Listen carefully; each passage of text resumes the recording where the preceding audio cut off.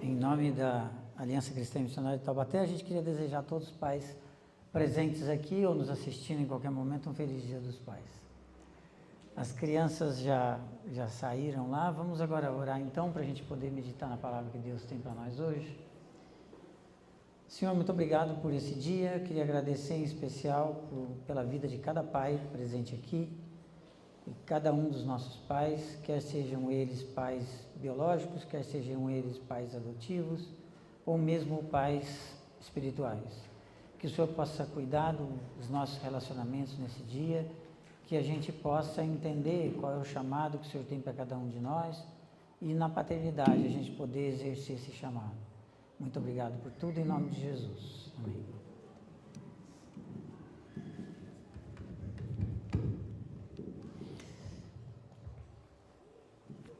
Irmãos, pregar no Dia dos Pais, ele traz uma responsabilidade dupla.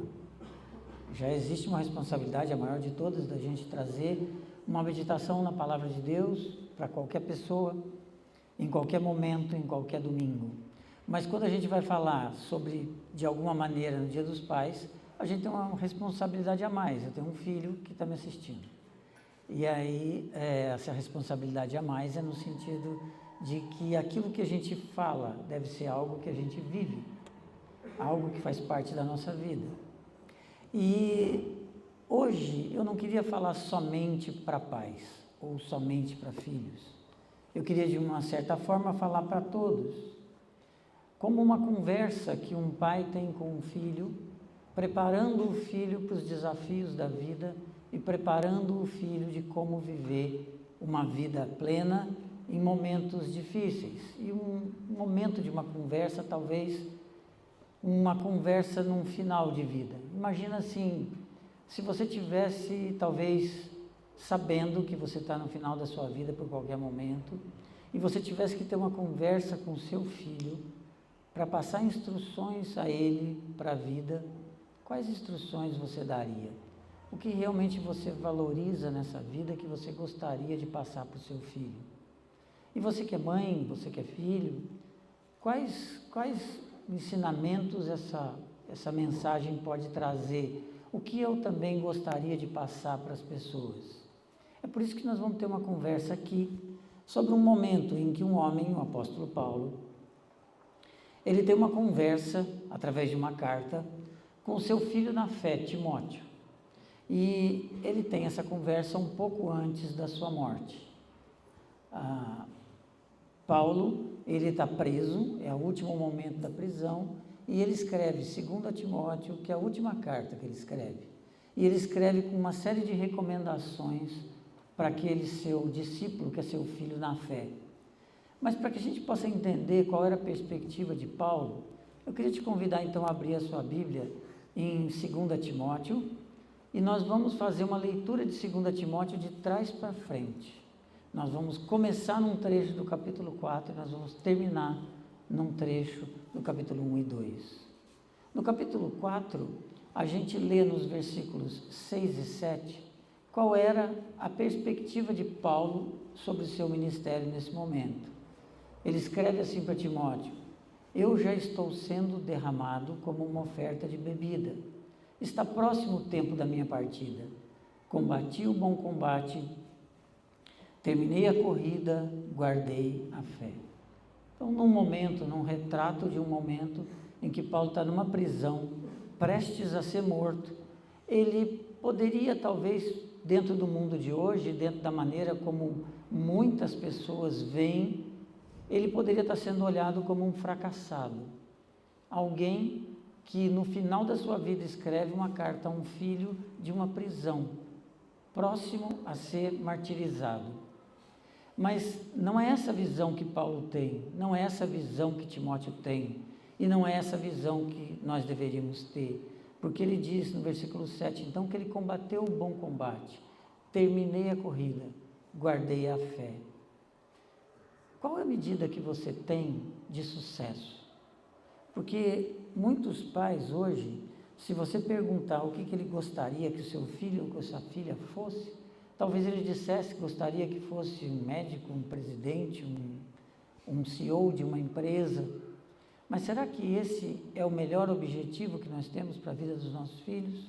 Na visão do apóstolo Paulo e na visão de todos aqueles que vivem a fé plenamente, o grande sucesso da criação de um filho é ter um filho que esteja nos caminhos de Deus. Independente da condição financeira que ele atinja, independente da condição social que ele atinja, da importância que ele atinja na sociedade, se ele estiver dentro dos propósitos que Deus tem para ele, para um pai cristão, essa é a melhor regra de sucesso. E é isso que Paulo coloca aqui. Paulo, então, como pai espiritual de Timóteo, ele dá uma série de instruções para Timóteo, que era um jovem, para o contexto da época, um jovem, caminhando na sua vida pastoral, assumindo uma igreja que o apóstolo Paulo tinha fundado, ou abençoando as igrejas que o apóstolo Paulo tinha fundado. E Paulo sabia que ele ia enfrentar inúmeras dificuldades e gostaria de prepará-lo para que, mesmo diante das dificuldades, ele se mantivesse sempre fiel. Então, é uma carta que, quando você lê a carta do apóstolo Paulo, você vê que esse tema de fidelidade ele está envolvido. Mas é um tema de fidelidade ligado à perseverança. Você se manter fiel mesmo diante das dificuldades. Então, essa carta é um convite à perseverança. Você talvez, se estivesse nesse momento com seu filho, e tendo o seu filho ali junto com você, aprendendo todas as coisas, você talvez pudesse querer dar um convite, um conselho a seu filho. Filho, persevere, mesmo que as coisas sejam difíceis, mesmo que as circunstâncias não sejam favoráveis, persevere. E isso que o apóstolo Paulo diz a Timóteo. Como eu disse, Timóteo era um jovem pastor. E o que Paulo diz para ele, dos tempos que ele ia viver, você volta agora um pouquinho a sua Bíblia, em 2 Timóteo capítulo 3. Paulo alerta Timóteo do seguinte, a partir do versículo 1. Saiba disso, nos últimos dias sobrevirão tempos terríveis. Os homens serão egoístas, avarentos, presunçosos, arrogantes, blasfemos, desobedientes aos pais, ingratos, ímpios, sem amor pela família, irreconciliáveis, caluniadores, sem domínio próprio, cruéis, inimigos do bem, traidores, precipitados, soberbos, mais amantes dos prazeres do que amigos de Deus, tendo aparência de piedade, mas negando o seu poder. Afaste-se também destes. O recado que Paulo dá para Timóteo aqui no capítulo 3 é que ele ia enfrentar tempos muito difíceis. Como talvez hoje você perceba que você vive momentos difíceis. Você talvez, se tem um filho, deve viver o desafio de ver seu filho estudando em escolas onde muitas vezes o ambiente não se diferencia muito desse que está aqui. Você tem muitas vezes que mandar seu filho para certos momentos em que você fica com o coração pesado, apreensivo, porque você tem receio desse mundo que a gente vive. E esse era um inimigo que Timóteo ia enfrentar. E Paulo alerta aqui, os tempos são difíceis hoje.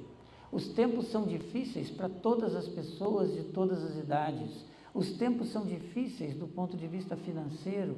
Os tempos são difíceis do ponto de vista de relacionamentos.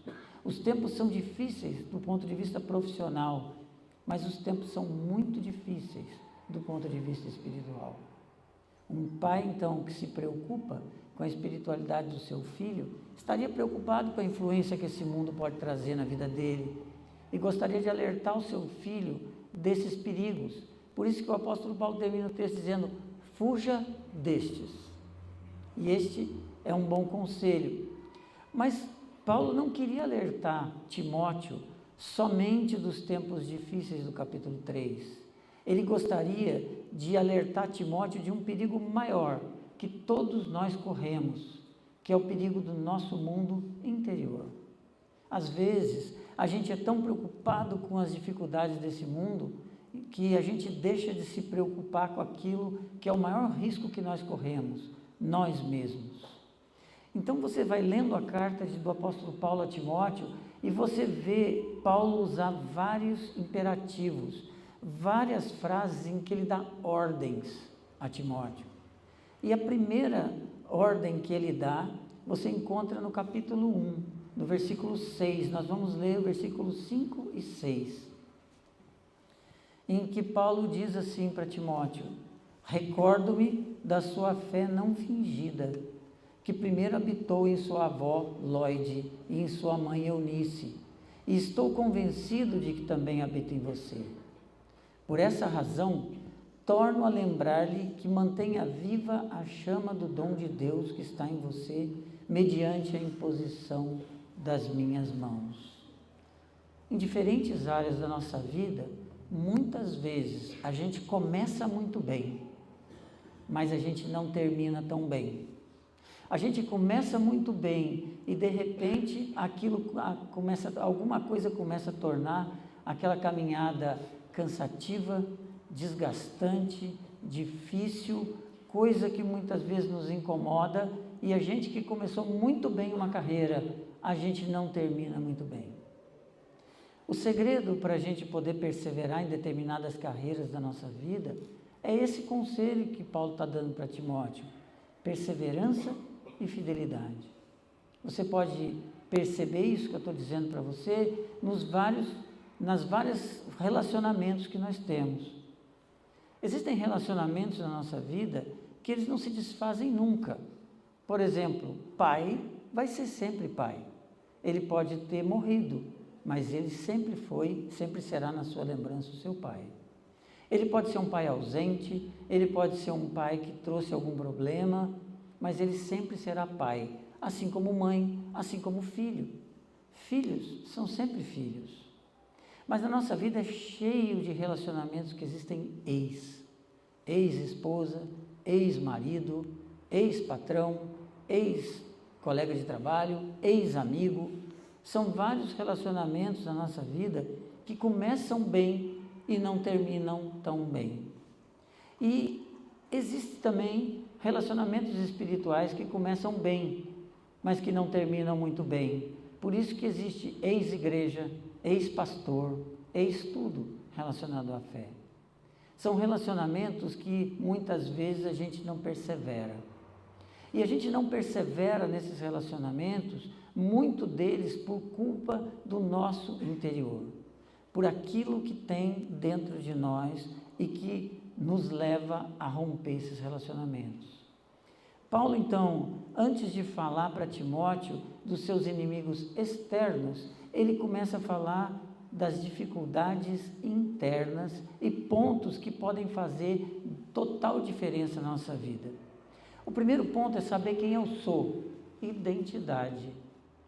O apóstolo Paulo, no versículo 5, deixa muito claro para Timóteo quem ele é. Diz para ele fala para ele que a fé que habitou em sua avó, em sua mãe, e tenho certeza que habita em você. Para que a gente possa dar um conselho para alguém que está começando a vida e que a gente quer que ele persevere e que ele seja fiel e que ele continue naquele caminho que ele iniciou, que é um caminho bom a ele, é muito importante que ele saiba, em primeiro lugar, quem ele é.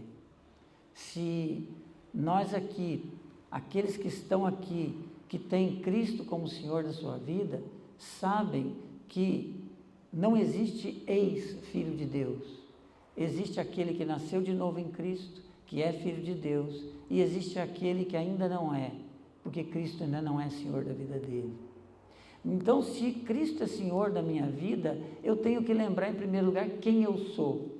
Diante das dificuldades, isso nos ajuda muito a perseverar.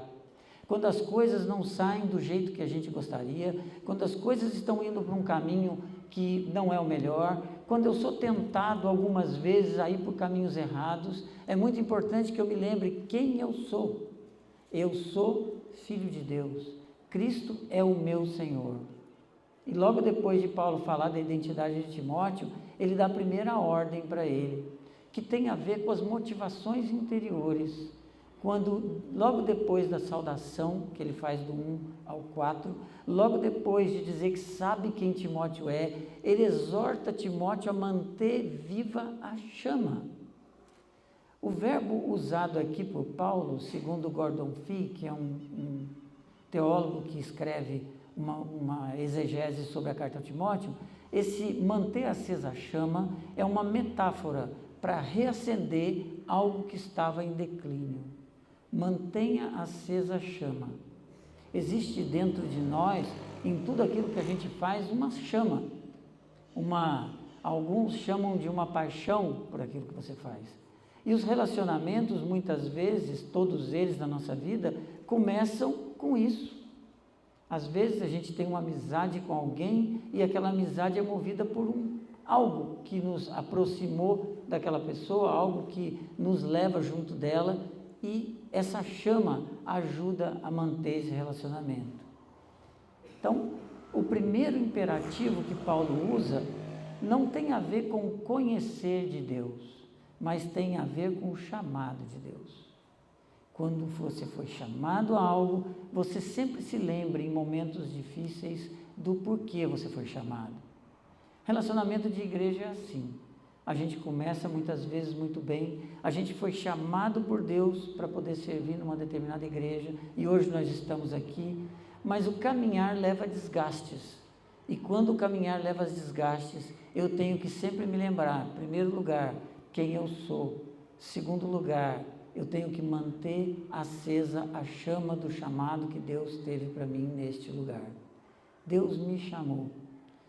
A gente deveria colocar isso em várias áreas, mas nas áreas do relacionamento nosso, a gente precisa tomar cuidado com esse mantenha acesa a chama. Porque quando a gente vai ler em artigos, revistas, jornais, que tratam muitas vezes de problema de relacionamentos matrimoniais, a gente vê justificativas para divórcios, por exemplo. Há uma justificativa para divórcio, é porque a chama apagou. Não é essa chama que Paulo está falando, não é esta chama, porque essa chama é ligada a sentimento. E o que Paulo está colocando aqui não tem a ver com sentimento, tem a ver com razão. Quando a gente mantém a nossa razão ligada naquilo porque Deus me chamou, isso me ajuda em momentos de dificuldade a vencer as dificuldades. Sentimentos que nós temos, eles são influenciados muitas vezes por convicções. Convicções que vão, na medida em que a gente vai amadurecendo o relacionamento, eles vão se tornando diferentes, mas eles continuam presentes. Convicção é uma coisa muito importante para você se manter numa caminhada em tempos difíceis.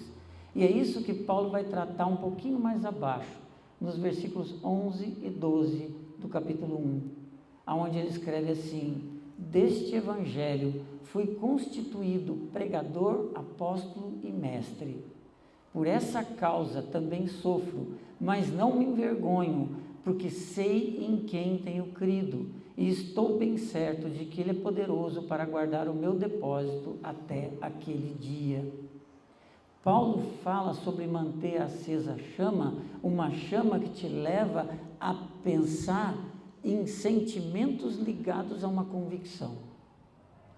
O que me mantém é a convicção, e Paulo diz, eu sei em quem tenho crido.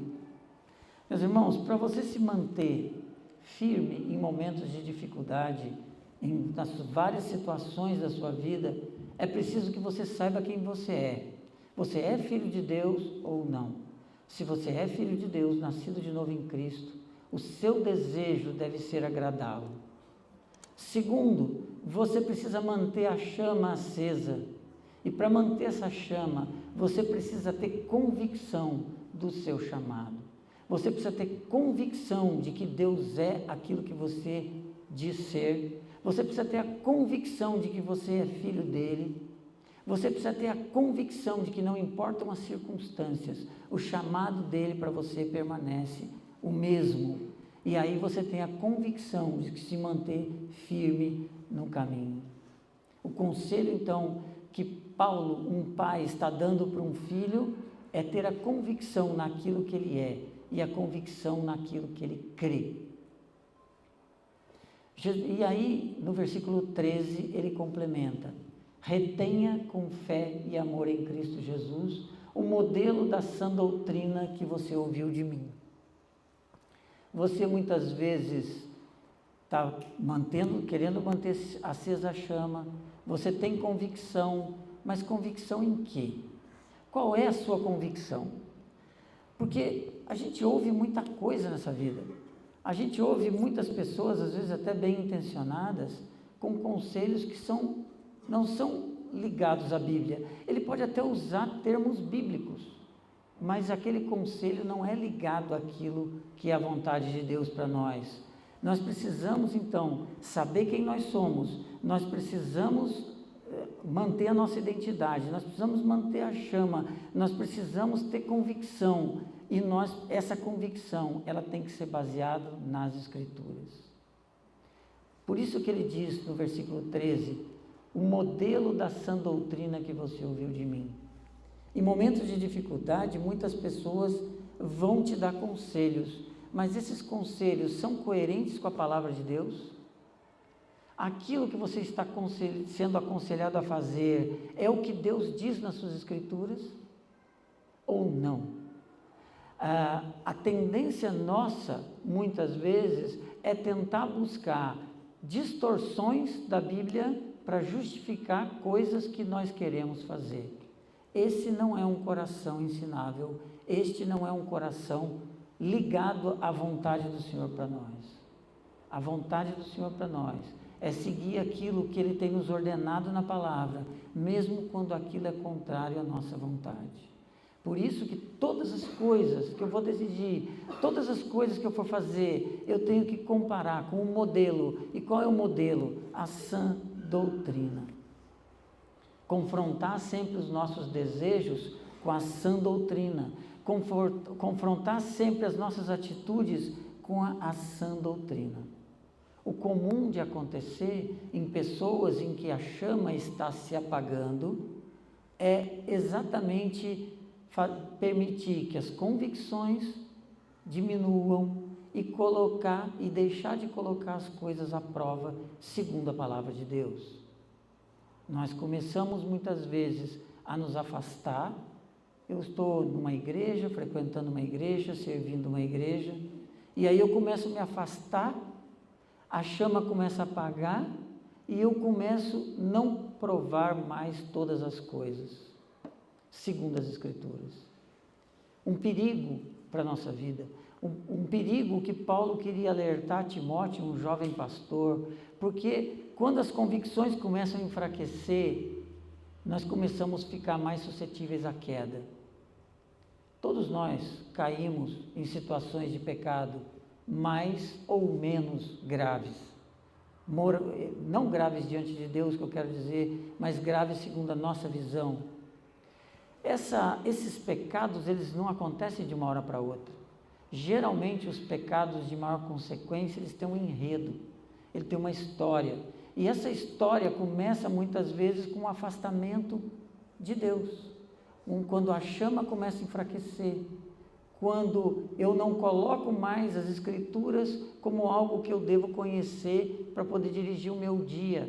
E aí, quando de repente eu caio.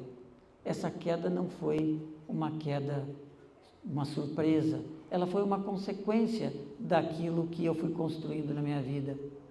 Um pai diria que fosse aconselhar um filho, diria para o filho, essa é a história das grandes quedas. Não permita nunca que a chama diminua, não permita nunca que as suas convicções, na verdade das Escrituras, diminuam. Não deixe nunca de meditar nas Escrituras, porque esse é o enredo de todo aquele que cai.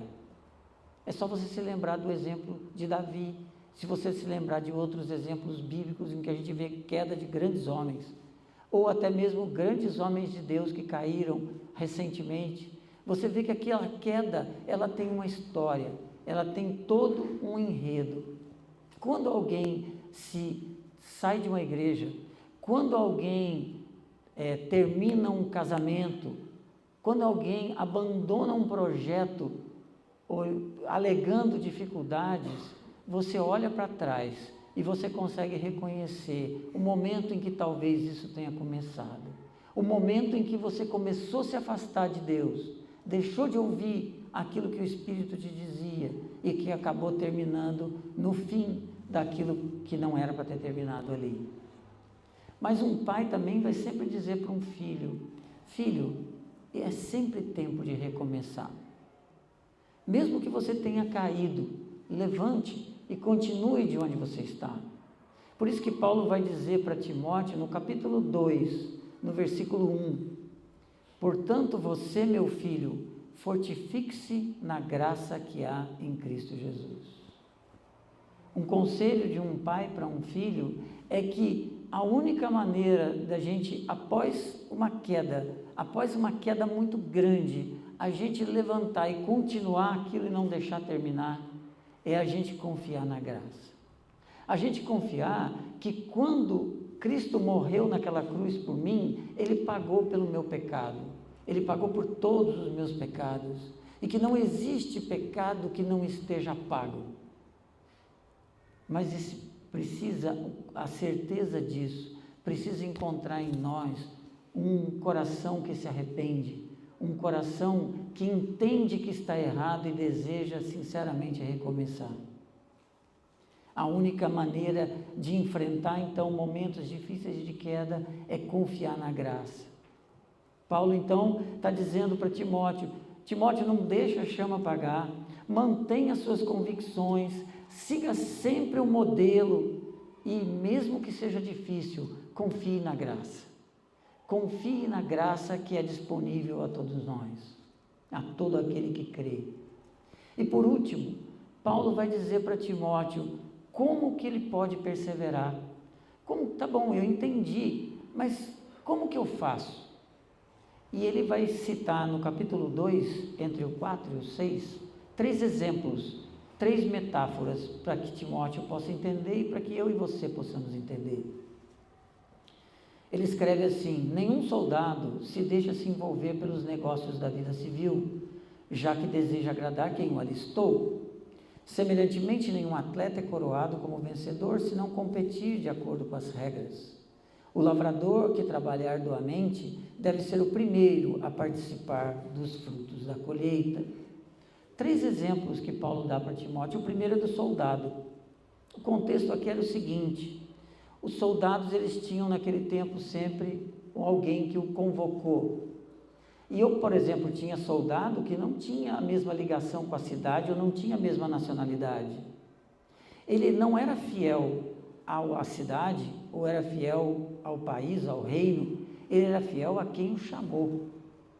E é isso que Paulo usa como exemplo para dizer assim: como um soldado, seja fiel àquele que te alistou. A nossa busca sempre para ser fiel a quem nos alistou, a quem nos chamou, que foi o próprio Cristo, tem que ser o seguinte: a quem eu quero agradar. O apóstolo Paulo diz lá, ele não se deixa envolver, mas deseja agradar aquele que o alistou. Ou seja, deseja fazer a vontade daquele que o alistou. O que ele está dizendo aqui é que o desejo do nosso coração sempre deve ser fazer a vontade de Deus. A vontade de Deus deve ser sempre a meta que eu busco alcançar para a minha vida. Eu devo desejar fazer a vontade de Deus em primeiro lugar, não agradar os outros. Porque a tendência minha e sua, natural, é querer agradar os outros. Às vezes você tem um amigo, e você tem esse amigo e para não perder a amizade, você não quer contrariar o seu amigo. Ou você não quer contrariar o seu marido, ou você não quer contrariar a sua esposa, ou você não quer contrariar o seu filho e assim por diante. Nós somos chamados assim a agradarmos a todos, mas se eu tiver que escolher entre agradar alguém ou agradar a Deus, a minha escolha não deve ter dúvida, deve ser sempre agradar a Deus em primeiro lugar.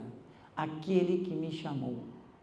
Agradar as pessoas é sempre um caminho de levar as coisas de uma maneira errada. Pais que agradam muito os filhos e fazem as suas vontades, colhem depois, mais tarde, as consequências disso. A segunda metáfora que o apóstolo Paulo usa é do atleta.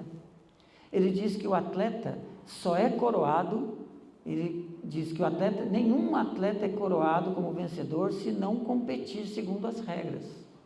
O que ele está dizendo aqui é que se o atleta trapacear, ele não é coroado como vencedor. Se o atleta pegar um caminho errado, eu estou numa corrida, e eu às vezes fico pensando, naquelas maratonas hoje em dia não tem mais jeito, né? Porque tem câmera filmando em todo lugar, mas se alguém pegasse um atalho, de repente chegava na frente, né? Cortava caminho por um que ele conhece e chegava na frente, porque não ia ter como muitas vezes ver. Mas nenhum atleta é coroado se não competir segundo as regras. Aqui, o apóstolo Paulo liga a vida cristã, a fidelidade e a integridade. Você não pode pegar atalhos nessa vida para poder chegar no objetivo final que Deus tem para você. Você tem que se manter íntegro, e entenda que íntegro não é perfeito, porque nenhum de nós é perfeito, e Paulo sabia que Timóteo não era perfeito. Mas íntegro é alguém voltado a fazer a vontade de Deus, alguém que cai e se levanta, alguém que busca sempre caminhar segundo as regras da fé. Isso é integridade. É isso que Paulo quer dizer. E ele diz assim, não adianta nada você alcançar sucesso. Não adianta nada você profissionalmente atingir o mais alto topo. Não adianta nada você ganhar muito dinheiro. Não adianta nada isso, se para conseguir tudo isso você precisou abandonar a vontade de Deus para você. Porque tudo isso que você conquistou acaba. Tudo isso que você conquistou vai embora. A única coisa que permanece é o nosso relacionamento com Deus. E se você perceber, como que acontecem as nossas falhas de integridade? Em pequenas concessões, em pequenas coisas que a gente se permite. Ninguém rouba um banco sem nunca ter trapaceado em pelo menos algo pequeno. A gente começa com pequenas concessões de falha de caráter, até que a gente termina nos grandes erros da nossa vida. A terceira e última metáfora que Paulo usa é do lavrador, em que ele diz que o lavrador trabalha arduamente e deve ser o primeiro a participar dos frutos da colheita. Aqui é interessante porque Paulo traz uma certeza para nós. Aquilo que você semeia, você colhe. O lavrador que trabalha arduamente colherá os primeiros frutos da sua colheita. Se ele plantou milho, ele vai colher milho. Eu não posso colher aquilo que eu não plantei. Então eu preciso ter convicção de que eu vou colher aquilo que eu semeei durante toda a minha vida. Por isso que nós devemos ter boas sementes. Pais cristãos desejam que seus filhos caminhem na fé, plantando boas sementes na vida deles. Eu não tenho a capacidade de levar meus filhos a crer. Eu não posso levar meus filhos a Cristo, mas eu posso ser instrumento de Deus para isso. Eu posso ser instrumento de Deus no momento em que a prioridade da minha vida é fazer a vontade dEle, e que meus filhos veem isso. Aí eu estou sendo instrumento de Deus para plantar boas sementes, mas eu posso também plantar sementes ruins. Muitas vezes a gente vê situações tristes na vida de adultos, que quando a gente vai ver a história de vida dele, a história de vida passou por pais abusivos, por pais separados, por pais com todo tipo de vícios, erros, etc. Se Deus te deu a graça de ter um filho, olhe para esse filho como um presente, que é o que a Bíblia diz, e coloque o seu melhor nisso. Cuide dele como uma herança de Deus e faça o seu melhor. Plante boas sementes no coração dele, para que ele possa chegar até Deus. E outra coisa que o apóstolo Paulo nos chama, nessa pequena passagem, nesse pequeno versículo que fala sobre o lavrador, é que a gente sempre tem que avaliar as nossas expectativas. Porque, como eu disse, se eu planto uma coisa, eu vou colher daquilo. eu não vou colher nada diferente do que aquilo que eu plantei. Mas às vezes a gente coloca expectativas muito grandes. E se eu estou falando aqui de filho, eu devo tomar muito cuidado com as expectativas que eu tenho deles. Os meus filhos serão aquilo que eles forem conduzidos a ser durante essa vida. Vai depender do relacionamento dele com Deus, vai depender de tudo isso. Mas às vezes a gente coloca expectativas demais em cima deles, expectativas que os sufocam. Eu mesmo crio algumas vezes, nós mesmos criamos expectativas em todos os relacionamentos. E às vezes, quando as coisas não estão de acordo com as nossas expectativas, a gente se frustra e deseja abandonar. A gente tem que ter expectativas reais sobre as coisas. Sobre a igreja, a nossa expectativa tem que ser real. Eu participo de uma igreja e vou perseverar mesmo que seja difícil, por quê? Porque eu sei que a igreja é feita de pessoas imperfeitas. Eu sei que pessoas dentro da igreja vão falhar comigo. Eu sei que pessoas vão errar, mas não estou aqui por causa das pessoas. Eu estou aqui porque eu tenho uma identidade. Eu nasci de novo em Cristo. Eu estou aqui porque Ele me deu a convicção de que Ele é o caminho que me leva até o Pai. Eu estou aqui porque a chama do chamado que Ele me fez arde em mim. E eu estou aqui com toda a dificuldade, com toda a luta que isso me traz, tentando lutar, tentando competir de acordo com as regras das Escrituras, para que eu não me desvie deste caminho. Expectativas irreais, elas corrompem o ânimo da caminhada, e principalmente quando você coloca expectativa em pessoas. Nós não devemos ter expectativas em pessoas, a nossa expectativa tem que ser naquele que nunca vai mudar, o nosso Senhor. A expectativa real do cristão deveria, então, terminar bem. Qual a expectativa que você passaria para o seu filho? Eu acho que o que eu diria é o seguinte: filho, termine bem a corrida que você começou. Começou algo, termine bem. E aí eu perguntaria para o meu filho: filho, qual é a sua identidade? E o que eu queria perguntar para você hoje, que está aqui visitando a gente, você que veio aqui para ver seu filho, seu neto cantar, o que é um motivo louvável, participar da vida dele, eu queria te perguntar o seguinte: qual é a sua identidade? Não importa quantos anos você está numa igreja, não importa se você foi batizado ou não, qual é a sua identidade? Cristo é o Senhor da sua vida ou não? Se Cristo é o Senhor da sua vida, seus olhos precisam se voltar para Ele. Se Cristo é o Senhor da sua vida, o chamado dele hoje para você é o seguinte: mantenha acesa a chama. E entenda que o apóstolo Paulo está dizendo para ele: mantenha a responsabilidade de manter a chama acesa. Não é de outro, é do próprio Timóteo. A responsabilidade de manter a sua chama da fé acesa é sua. E você deve buscar isso. Mantenha suas convicções. E você possa dizer: eu estou passando por dificuldades nesse momento, mas eu sei em quem tenho crido. Sei que Ele é capaz de transformar essa situação. E se ela não se transformar, Ele é poderoso para me sustentar enquanto eu estiver nela. Confronte a sua vida e o seu estilo de vida que você vem vivendo hoje com o modelo que é Cristo. Quando hoje você olha para a sua vida, você consegue identificar Cristo em você ou não?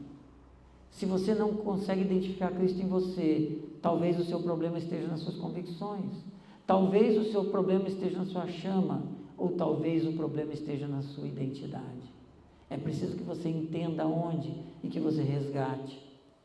E por último, se você confrontou a sua vida com o modelo que é Cristo, não está bem, mas todas as outras respostas você chegou na identidade, tenha certeza de que Cristo é o Senhor da sua vida, confie na graça. Confie na graça que te restaura, confia na graça que te renova, confia na graça que é capaz de fazer você, por pior que você esteja, uma nova pessoa em Cristo. E como que eu faço para isso? Eu faço seguindo o exemplo do soldado, olhando para Cristo e dizendo: Senhor, tem misericórdia de mim, porque eu sou um soldado seu, que não tem servido como o Senhor gostaria, mas eu quero te pedir, me ajuda. eu consigo isso como um atleta, e a partir disso eu passo a buscar na palavra de Deus os caminhos que eu posso seguir. E eu sigo como um lavrador, tendo a certeza de que se a partir desse momento eu começar a plantar sementes boas, frutos bons serão colhidos. Mesmo que ainda tenha muita erva no campo, frutos bons serão colhidos. Nós precisamos, irmãos, meditar isso na nossa vida e sempre, todos os dias, pensar sobre isso. Nenhum de nós aqui, por mais espiritual que se ache, é o suficientemente forte para não resistir às provações e tentações dessa vida. Cada um de nós tem momentos de dificuldade, cada um de nós tem momentos difíceis, mas é preciso que a gente olhe para tudo isso e entenda que em Cristo nós somos mais do que vencedores. Amém? Que Deus abençoe todos os pais, que Deus abençoe todos vocês, que essa palavra possa encontrar lugar no coração de vocês e que vocês possam ser renovados pela graça de nosso Senhor Jesus Cristo. Amém? Vamos orar?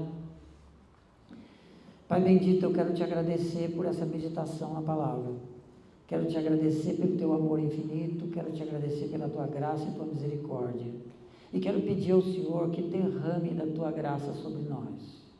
Que o Senhor possa alcançar aqui corações que ainda não têm o entendimento correto da sua vontade para as suas vidas.